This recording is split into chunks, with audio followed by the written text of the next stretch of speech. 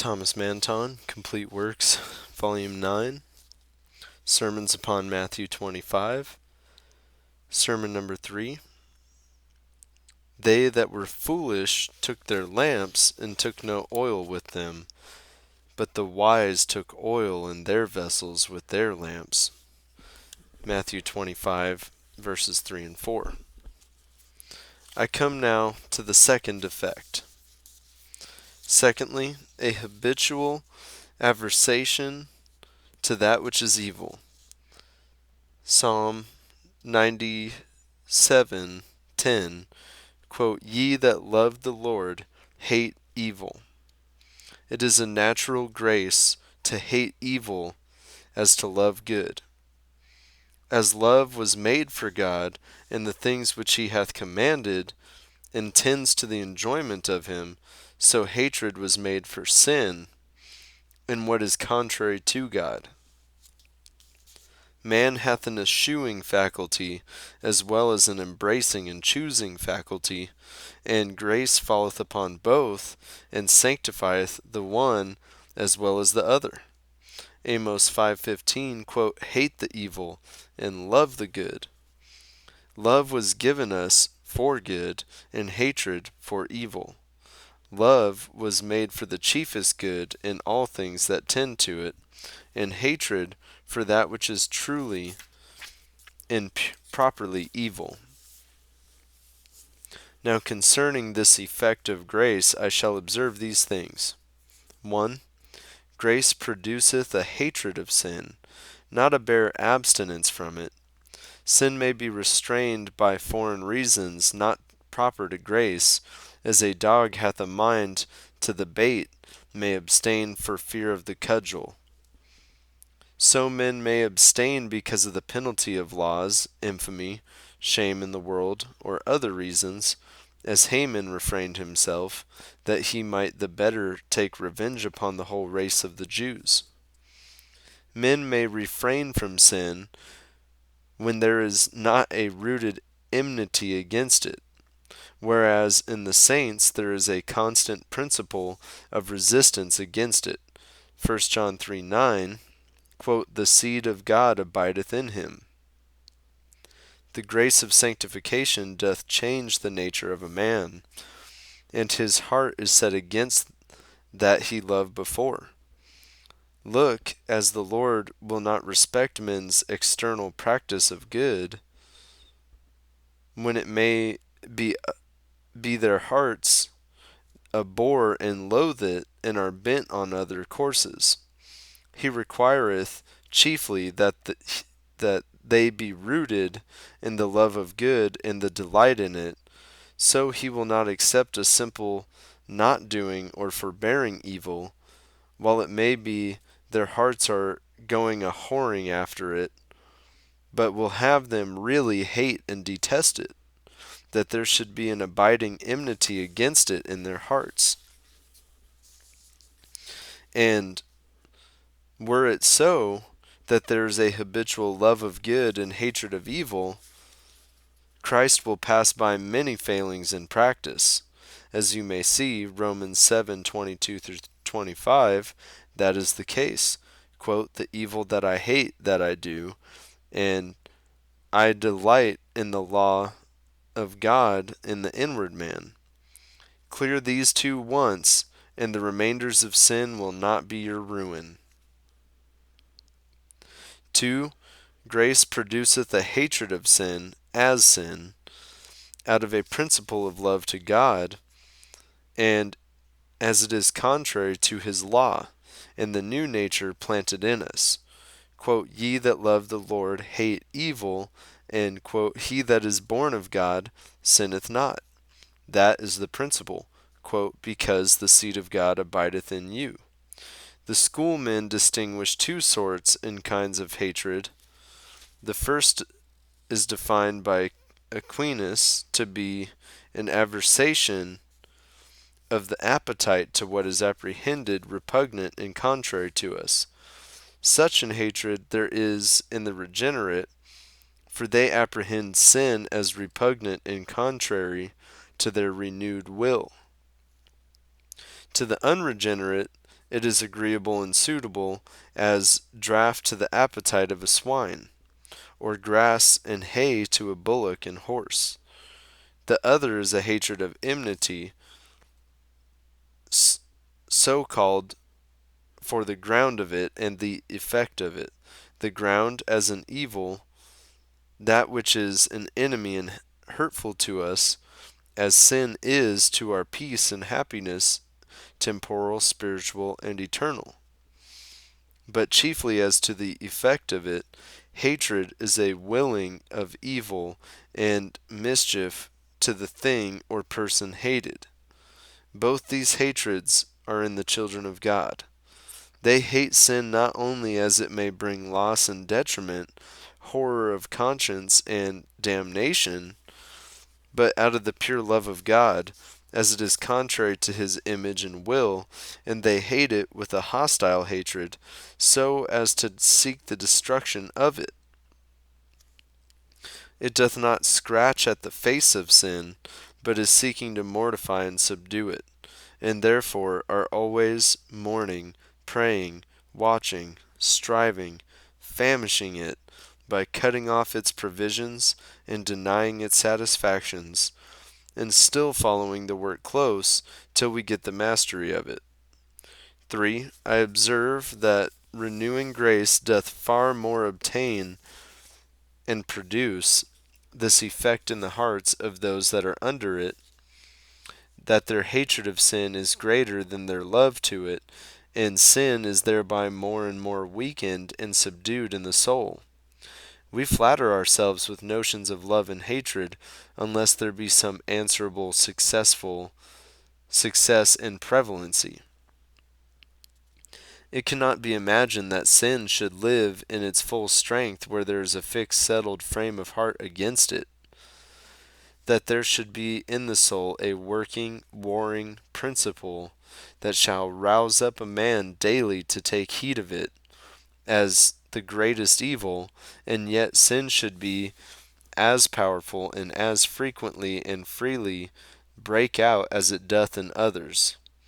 No. Where there is such an enmity, hostility, and irreconcilableness, or, to say in a word, such a habitual aversion, it cannot be. 1 John 3:9, quote, He that is born of God doth not commit sin. His seed remaineth in him, and he cannot sin because he is born of God.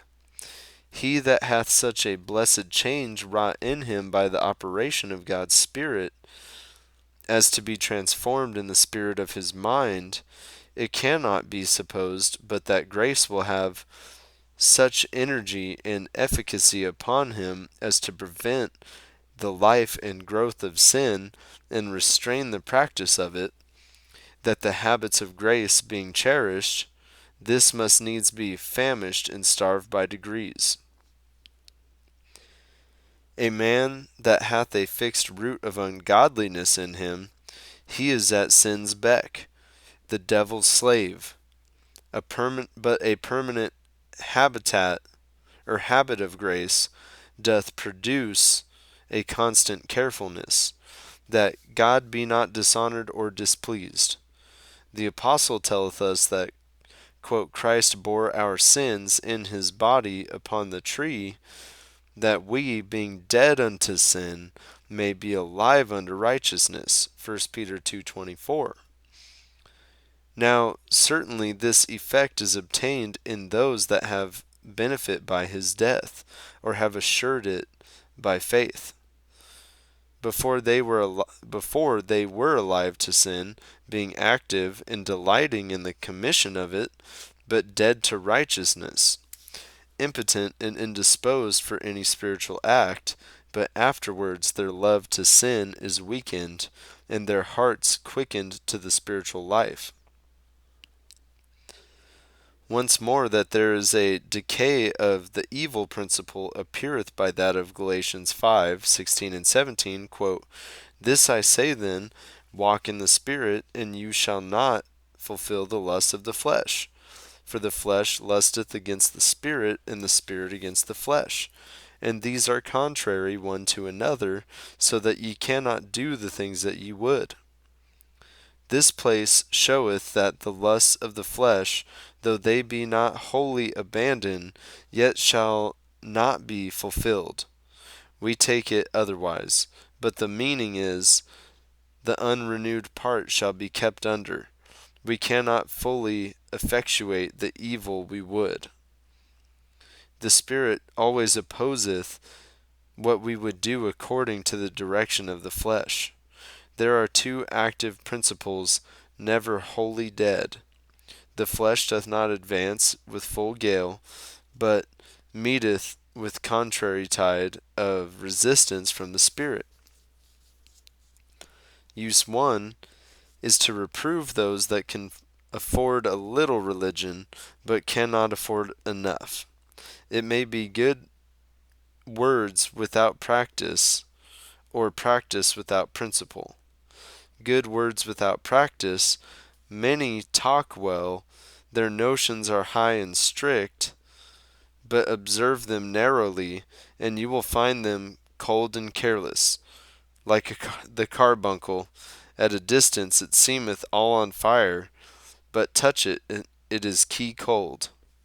Quote, be warmed and clothed will not pass for charity, nor opinions for faith, nor motions or notions and elevated strains for godliness. You would laugh at him that would think to pay his debts with the noise of money instead of opening his purse and shake it. It is as ridiculous to think to satisfy God or discharge our duty by fine words or heavenly language without a heavenly heart of life, or afford practice without a principle, or an inward disposition or inclination of the heart to holy things. It is not enough to do good, but we must get the habit of doing good. To believe, we must get the habit of faith. To do a virtuous action, but we must have the habit of virtue. To perform an act of obedience, but we must get the root of obedience. The soul must be divested of evil habits and decked and adorned with habits of grace, and endowed with new and spiritual qualities before it can have a principle of life in itself. But most men content themselves with a little good affection that is soon spent. Hosea 6:4. Ephraim's goodness is like the morning dew that wets the surface but is soon dried up. Many have some good things in them, but they want a firm root, which is habitual inclination towards God. Oh, the difference that is between a man that forceth himself to do good, and one whose heart is inclined to do good. He doth not go to it like a bear to the stake, but with a native willingness. He is inclined to think of good, inclined to talk of good in holy discourse, inclined to pray, to exercise himself in godliness. The Lord hath put a new nature in him, and he feeleth an internal mover or an inward impression that moveth him. This is life, but it is little regarded. Many have a show, but life cannot be painted, otherwise a handsome picture of godliness men may keep up. But what are the reasons of this? 1. Negligence. They are loath to be at the pains to get grace, to be at the expense of brokenness of heart, and that humble waiting and earnestly praying that it will cost us. A form is easily gotten and maintained. Painted fire needs no fuel to keep it in. Vanishing affections are soon stirred. A little remorse and a prayer or a delight in a sermon they may have, but it will cost us labor and diligence to have the heart strongly bent towards God. Proverbs 13:4, quote, "The soul of the sluggard desireth and hath nothing, but the soul of the diligent shall be made fat." And all excellent things have their incident difficulties, and nothing is gotten without diligence, labor, and serious mindfulness. That which is opposed to common grace is casting off slothfulness, and a diligence to keep some, quote, "full assurance of the hope to the end." Hebrews 6:11 and 12. Second, inconsideration. They do not consider how they shall appear before Christ at the day of judgment. Therefore are they called foolish virgins, because they did not foresee all events to provide against them, as if the spouse should come later. They thought this oil they had might suffice, or they should have opportunity to get more. Christianity is a business of consideration. When Christ had laid down the terms, he biddeth them, quote, "Sit down and count the cost." Luke 14:28. A builder doth but lay the foundation of his shame in his cost, if he be not able to carry on the building. A war were better never begun, if we have not means to maintain it. If you mean to build for heaven, to bid defiance against the devil, the world, and the flesh, you must not rashly engage, but deliberately resolve.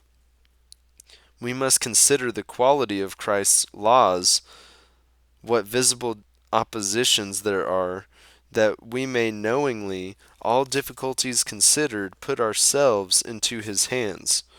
There is an anxious and serious deliberation necessary. Otherwise, to leap into profession slightly maketh way for apostasy, or else for such a cheap religion which costs nothing, and therefore is worth nothing. 3.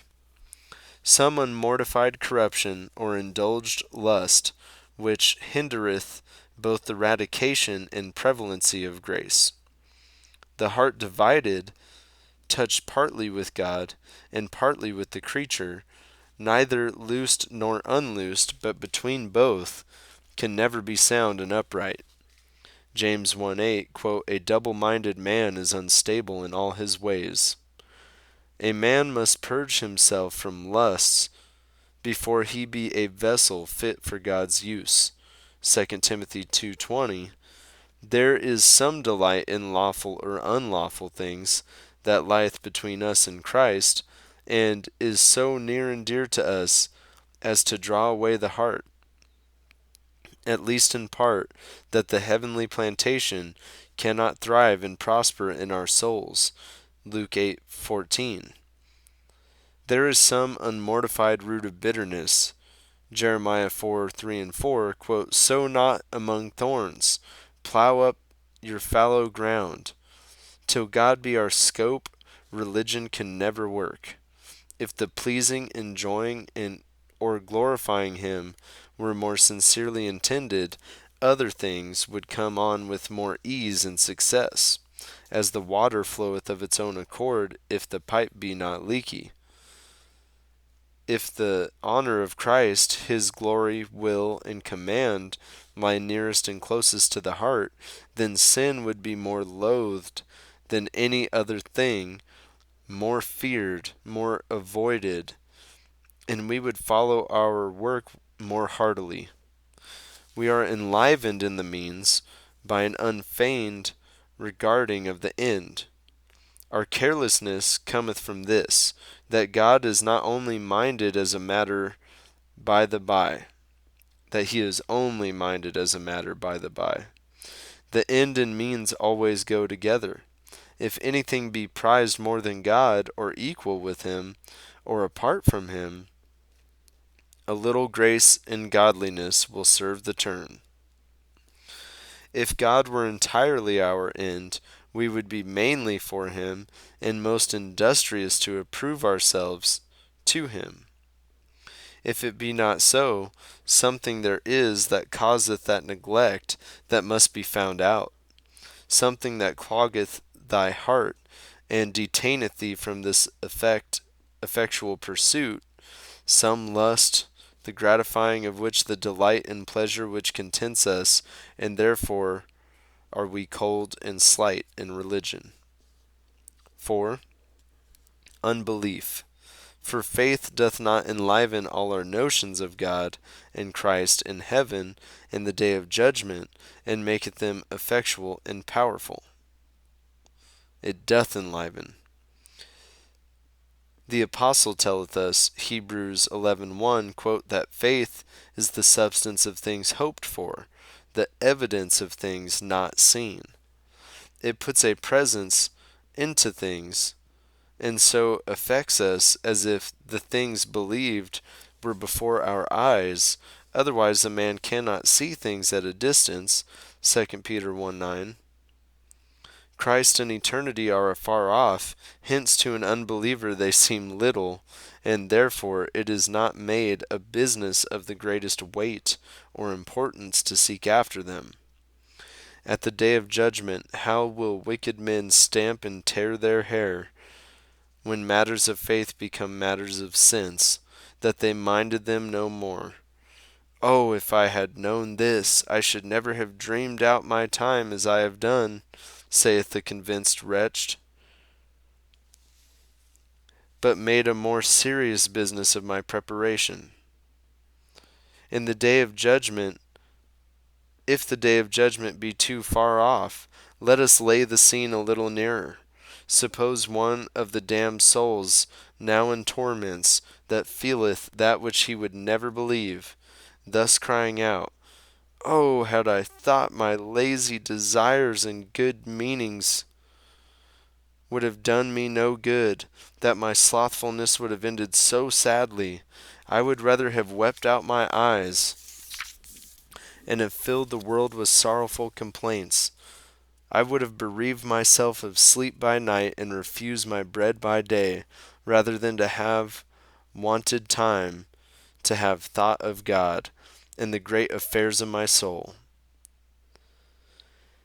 If faith be so short-sighted that we cannot look as far as the religion of darkness, time may come in this world that we shall wish we had done more for God and our precious and immortal souls. First or last we bear witness to this truth, when the neglected soul cometh to be separated from the pampered flesh or overprized body. If we would learn to shut the eyes of sense and to open the eye of faith, we might see it now.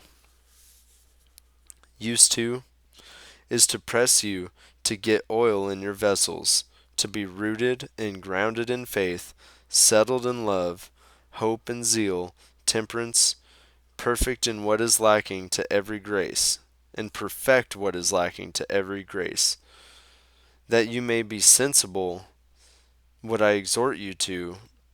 I shall give you the sum of it by degrees. 1. Do not merely affect the reputation of good people, and rest there. As the Lord saith of the church in Sardis, Revelation 3:1, quote, Thou hast a name that thou livest, and art dead. Do not rest in this, that thou hast a name to live. God judgeth not as man judgeth.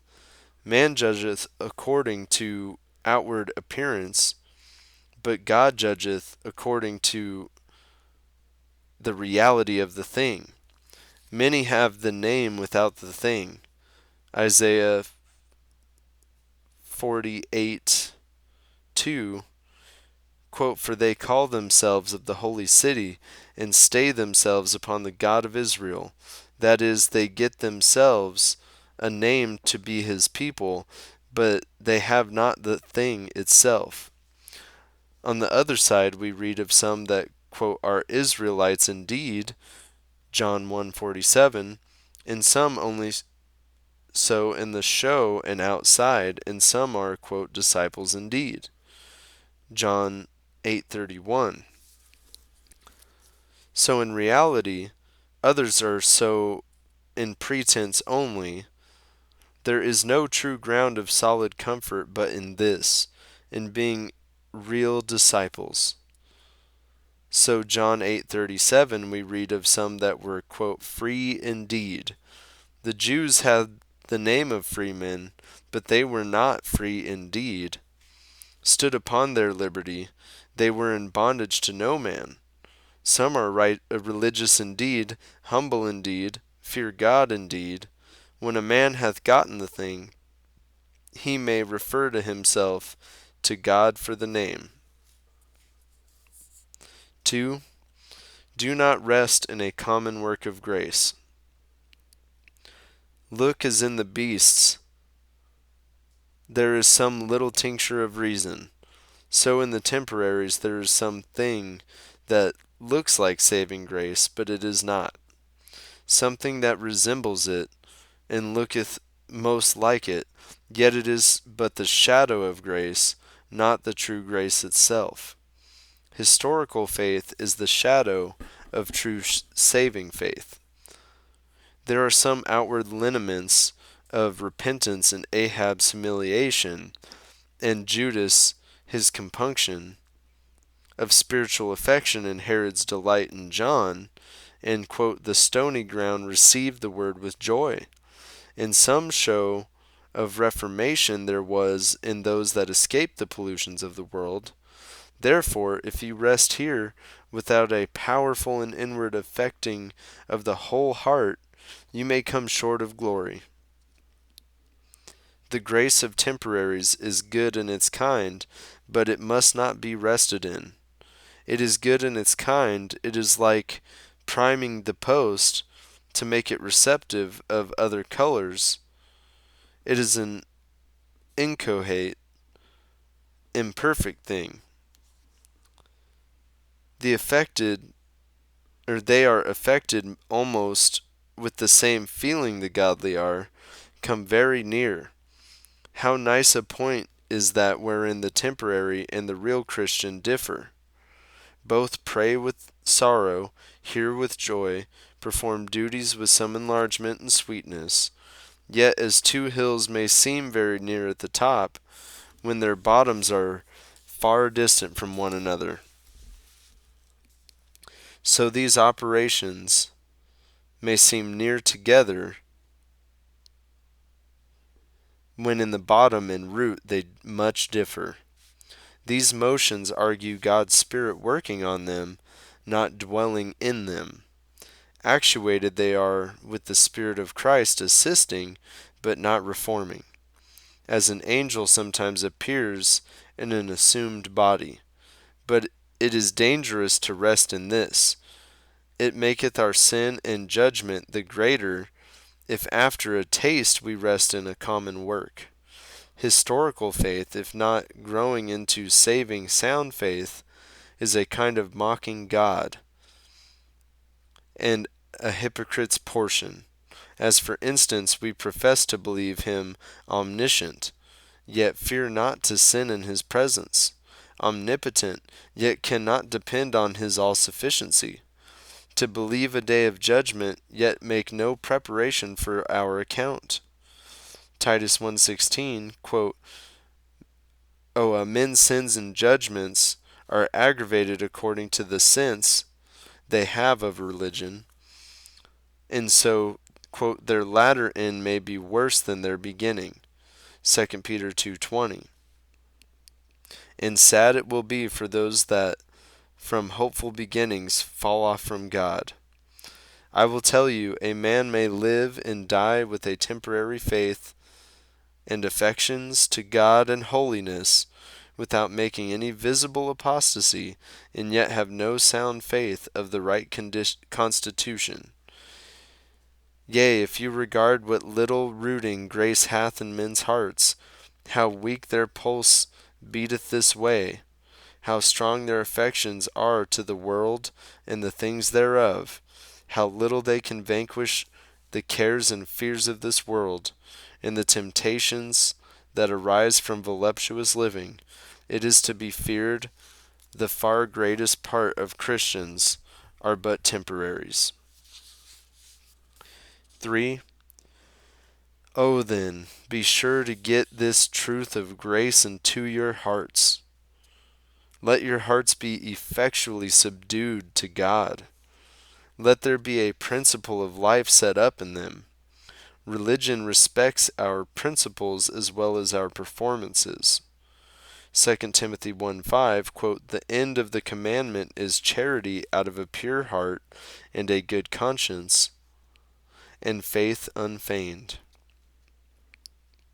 There must be a renewed heart as the fountain, a well-informed conscience as our guide, and faith unfeigned as our great encouragement.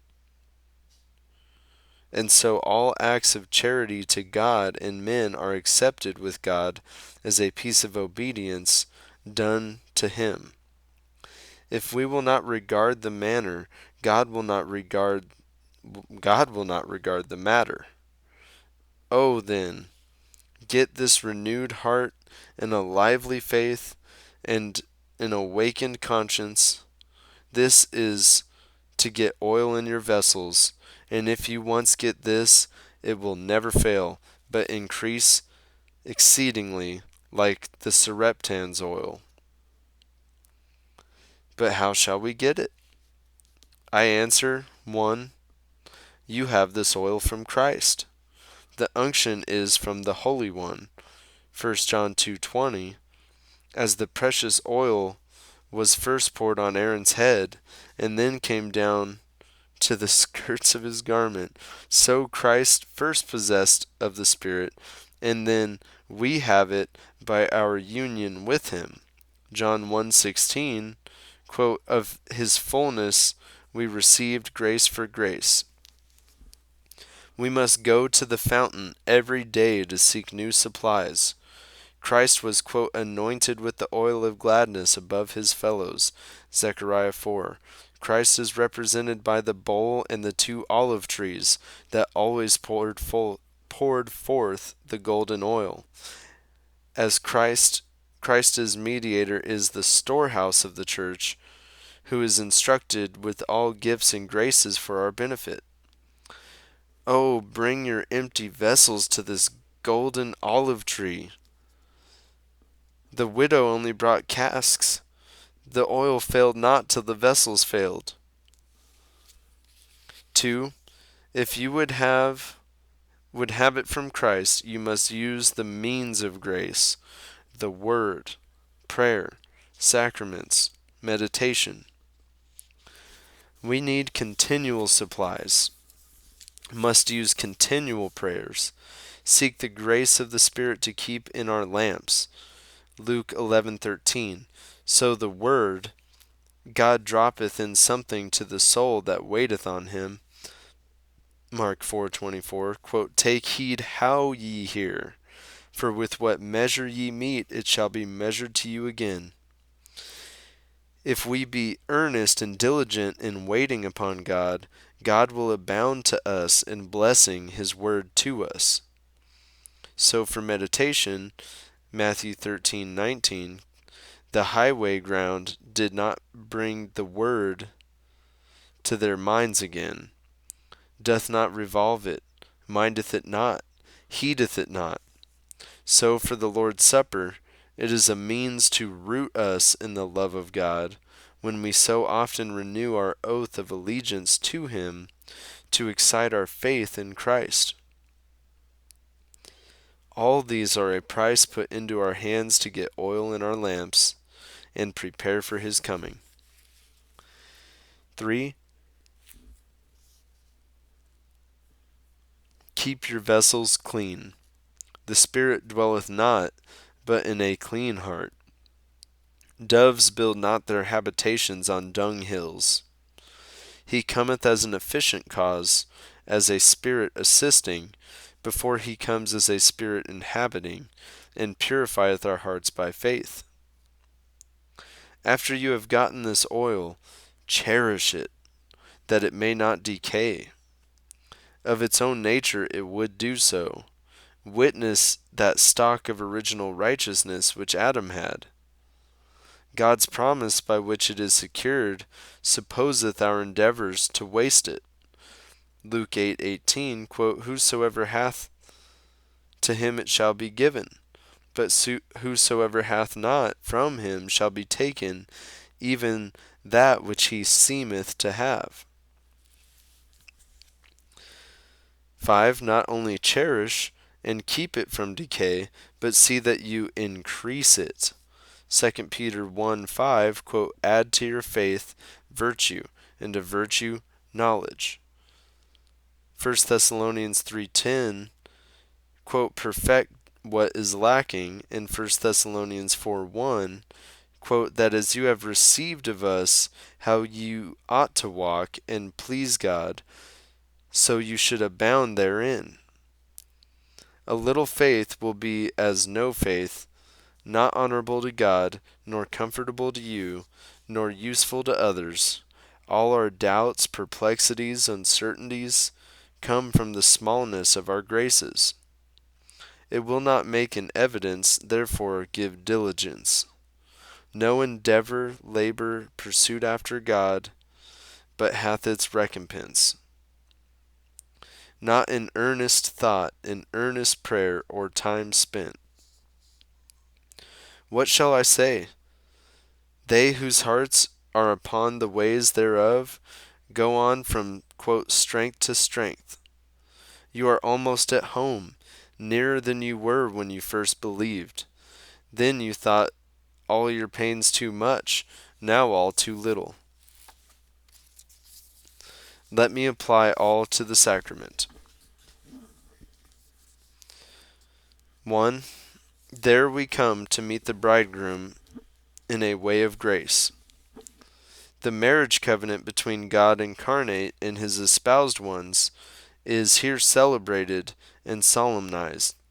The sacrament is a transfiguration of the Last Supper, the last marriage supper, to ascertain us what entertainment we shall have at the day of judgment, when the bride, the Lamb's wife, shall be made ready, and clothed with fine linen, Revelation 19:23, and then be received to the nuptial feast. Quote, "Blessed are they that are called to the marriage supper of the Lamb." All is now prepared in this duty. 2. Some respect there should be as serious preparation for the one as for the other, as we would prepare to die or prepare to meet Christ, the judge.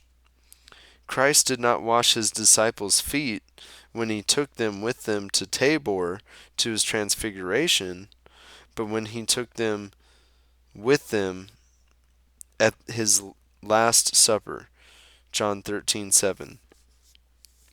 Surely, to rush upon the presence of the bridegroom with a perfunctory, careless, common frame of spirit is a dangerous thing.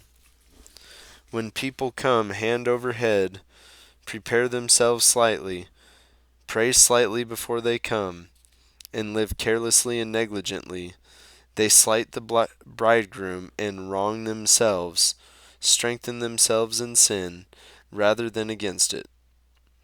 Methinks it looks like going to the day of judgment. Here we receive the pledges of our salvation or damnation. 3. We should come with oil in our vessels as well as in our lamps. 1. Our lamps should be kept burning bright. If you are sluggish now, it is a sign you are slight in the whole. Surely, now the king sitteth at his table, Ecclesiastes 1:2, our spikenard should send forth the smell thereof, a lively exercise of grace. Now we come for meat which perisheth not. Now is familiar converse with Christ, and near communion with him. Now we come to our legal investiture. Christ and all his benefits are delivered by these signs, which he hath instituted. As if a man should say, Here is my house, when a deed is delivered, and you give up the key or give possession of land by turf. This is our solemn taking possession of him and all his benefits. We receive Christ and the promises of the covenant, but here is a particular close application. In the Word, Christ is offered and exposed to all as the brazen serpent, that whoever looked upon him might be healed. But this supper is like the blood sprinkled upon the doorposts. In the work, Christ and immortality are brought to light. Now Christ is slain before your eyes, the bread is put to our hands and mouths. 2. We should come with oil in our vessels. Would we have the Spirit blow upon a dead coal? He findeth nothing in us to work upon. We are bidden to examine. And what must we examine? 1 Corinthians 11:28, the apostle will tell you, quote, whether ye be in the faith or no. 2 Corinthians 13:5, but to speak to this case, I confess that in the court of the church all are virgins that take their lamps and do profess to believe. All these must be admitted, but in the court of heaven none but converted ones are admitted. But in the court of conscience I dare not discourage those that have the grace of the second or third ground. It is a means to strengthen them in faith, hope, and love, and to make them more firm in the covenant of God, and the difference is too nice between temporary grace and saving grace for any to exclude themselves. I am bound to come with grace, but I am not bound to come with assurance. Besides, in the kingdom of grace, Christ will not shut them out.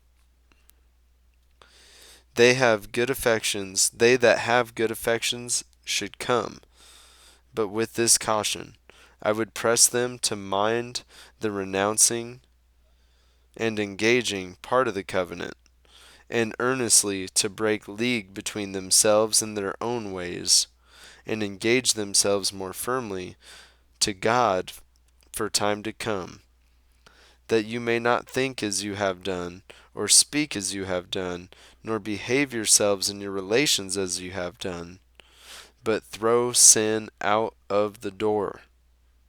I would press you in the apostle's words, Hebrews 10:22, quote, let us draw near with a true heart, having our hearts sprinkled from an evil conscience, and our bodies washed with clean water. The one relateth to the duty part, quote, let us draw nigh with a true heart. The other relateth to the promissory part. Though your grace be common grace, it is this way molded into special. Doctrine 2, that this will be found to be true wisdom, and the other folly. For wisdom, to begin with that, wisdom lieth, 1, in proposing a right end, 2, in choice of fit means, 3, in an earnest prosecution of the end by these means. This is the property of wisdom in the general, and it holdeth true in godly wisdom. The wise virgins did so. Their end was right, to be admitted into the nuptial feast or everlasting enjoyment of God. And then they use right means, such as will bring them to that end. We do not use to draw ships in the sea with horses, nor wagons with the wind. We must not use contrary means, nor insufficient means. We cannot go to the bottom of a well that is 30 foot deep with a line that is but 10 foot. We must use such as will certainly do. The wisdom of God hath fixed means for us, and we are doubly fools if we use them not. If we will not use them opportunely, carefully, and constantly, else it is, quote, a price put into a fool's hand. Proverbs 16:17. The wise virgins did all this, sought oil and time both for their lamps and vessels. Luke 13:24. On the contrary, he that contents himself with a profession of Christ without a work of grace upon his heart is a fool. He is not a profane fool that doth the contrary, but a professing fool. That sort of profession is better than profaneness, so far it is a degree of wisdom, but rested in it is folly, and faileth in all the points of wisdom in the end. They do not esteem the Lord as their chief good, for they think a little ease of the flesh, or a little sensual liberty, or a satisfaction of a lust to be better, or honor, or pleasure, or gain. This quiets them in the neglect or want of God. They see some good in Christ, offer fair for him, but take him not as the chiefest good. They are willing to part with something, but not with all for his sake.